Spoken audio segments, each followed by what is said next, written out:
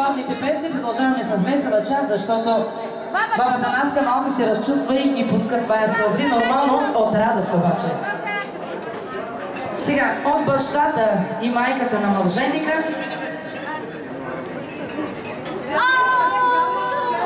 Да, обаче от 500 паунда за нас.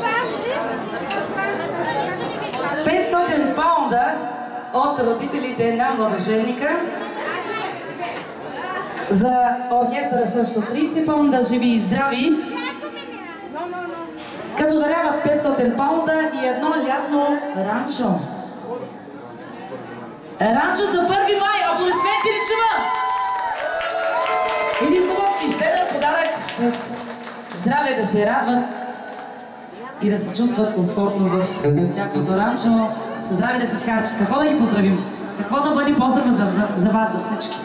За цялото семейство. Най-добрата фирма. Може, Васи. Малка да се пожела поздрава, може.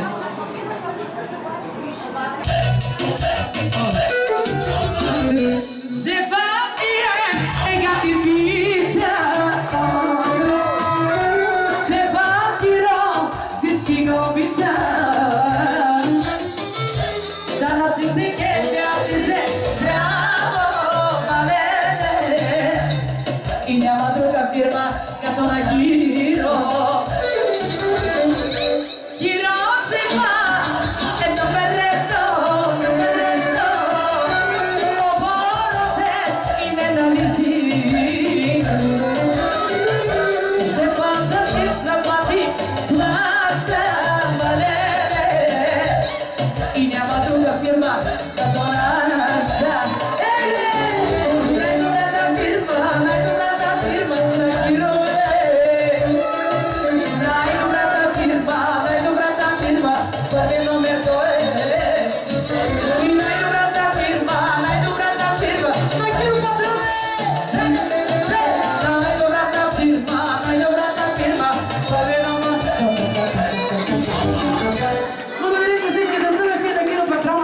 Защото... Добре, заповядайте.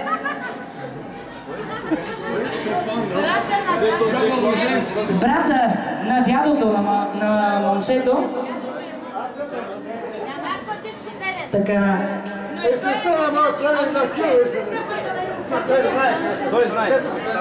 Сърцето ми, да, ще продължим на Сурай, да, ще направим песничката. Нека младоженците много специален поздрав от Чичо Алекси за младото семейство, за младоженците. Прегръщайте се силно, здраво и за цял живот така останете обичани като сърцето. Хайде! Сърцето си наричате живота ми, обичате.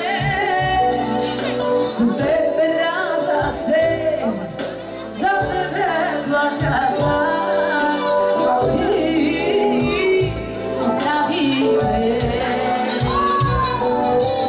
Кой след мен ще те обича като аз за вас съм? Кой след мен ще те желая като аз? Кой след мен ще те обича като аз? Кой до теб ще бъде сега тук ангелото?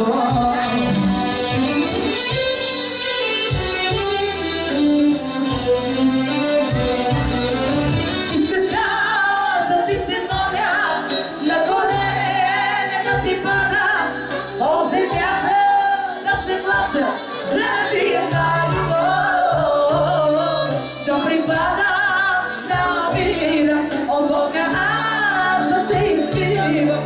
Учи за мен нямаш вече толкова честоти ти.